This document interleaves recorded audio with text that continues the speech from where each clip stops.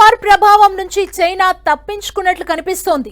ముందు చూపు కావచ్చు, జిత్తుల మారితనం కావచ్చు, ఏదైనా కావచ్చు. తనకేది అవసరమో అది ముందు నుంచి దాచిపెట్టుకుంటున్న చైనా దానికి తగిన రివార్డు కూడా అందుకుంటోంది. జనవరి, ఫిబ్రవరి మధ్యలో చైనా ఇండస్ట్రియల్ అవుట్పుట్ భారీగా పెరగడమే ఇందుకు నిదర్శనం. ప్రస్తుతానికి ఇరాన్ వార్ ఎఫెక్ట్ చైనాపై పడకపోయినా యుద్ధం సుదీర్ఘ కాలం పడితే మాత్రం నెగటివ్ ఎఫెక్ట్ తప్పకపోవచ్చు. ఇక అయినా సరే యుద్ధం కొట్టే దెబ్బల నుంచి తప్పించుకున్న దేశంగా ప్రస్తుతం చైనా బెటర్ పొజిషన్ లో ఉందన్నది నిజం. అదెలానో మీరే చూడండి. యుద్ధం దెబ్బ తప్పించుకున్న చైనా ఇండస్ట్రియల్ అవుట్పుట్ ఏకంగా 6.3% పెరిగిన వైనం. పెట్టుబడులు వస్తున్నాయి, చైనాలో డిమాండ్ పెరిగిపోతోంది. ఓవైపు గల్ఫ్ వార్తో ప్రపంచ దేశాల్లో ఆర్థిక వృద్ధికి బ్రేకులు పడతాయని టాక్ నడుస్తుంటే చైనా మాత్రం ఆ ఊసే లేనట్లుగా ఉంది. పైగా యుద్ధం ప్రారంభానికి ముందు మంచి వృద్ధి రేటు నమోదు చేసింది. అయితే మార్చి నెల తరువాత కానీ పూర్తి పిక్చర్ రాకపోయినా ఇరాన్తో అనుసరిస్తున్న వ్యూహం కారణంగా మరో 2 నెలలైనా చైనా ఎకానమీకొచ్చిన ఢోకా లేనట్లుగా ఉంది. చైనాకి సంబంధించిన పారిశ్రామిక ఉత్పత్తి 6.3% పెరగ్గా ఎగుమతులు మరియు గృహ నిర్మాణ రంగంలో వృద్ధి నమోదైంది.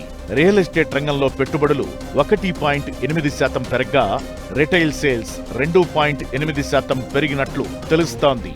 యుద్ధానికి 6 నెలల ముందు నుంచే చైనా దగ్గర 1.3 బిలియన్ బ్యారెళ్ల క్రూడాయిల్ స్టాక్ ఉంది.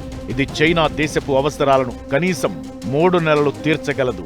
1 లీటర్ కూడా దిగుమతి చేసుకోకుండానే ఈ క్రూడాయిల్ నిల్వలు చైనాకి సరిపోతాయి. అంతేకాదు ఈ 18 రోజుల్లోనే రష్యా నుంచి డిస్కౌంట్ రేటుకు ముడి చమురు కొంటూనే ఉంది. ఈ సమ్మర్ సీజన్ అంతా కూడా ఇలానే తనకు దిగుమతి చేసేలా రష్యాతో చైనా అగ్రిమెంట్ కుదుర్చుకుంది.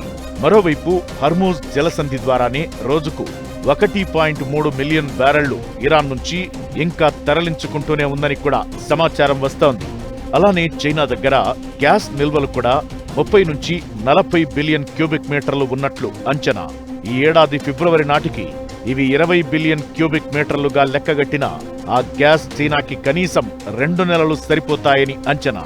ఇలాంటి బలమైన పొజిషన్లో ఉంది కాబట్టే చైనాపై గల్ఫ్ వార్ ప్రభావం తక్కువ ఉందని చెబుతున్నారు. అయితే చైనా ఎక్కువ ఎక్స్పోర్ట్ ఓరియంటెడ్ ఎకానమీ కాబట్టి యుద్ధ ప్రభావంతో ఎగుమతులపై ప్రభావం పడుతుందనే అంచనాలు ఉన్నాయి. అయితే జల రవాణానే కాకుండా వాయు మార్గంలోనూ చైనా ఎగుమతులు చేస్తుంది కాబట్టి ఆ పరంగానూ ఎక్కువ నష్టం జరగదనేది కొందరి వాదన. అయినా కూడా ఇరాన్ వార్ ఎక్కువ రోజులు సాగితే మాత్రం ఆ ప్రతికూల ప్రభావం చైనాపై కూడా ఉండొచ్చనేది మరికొందరి అభిప్రాయం.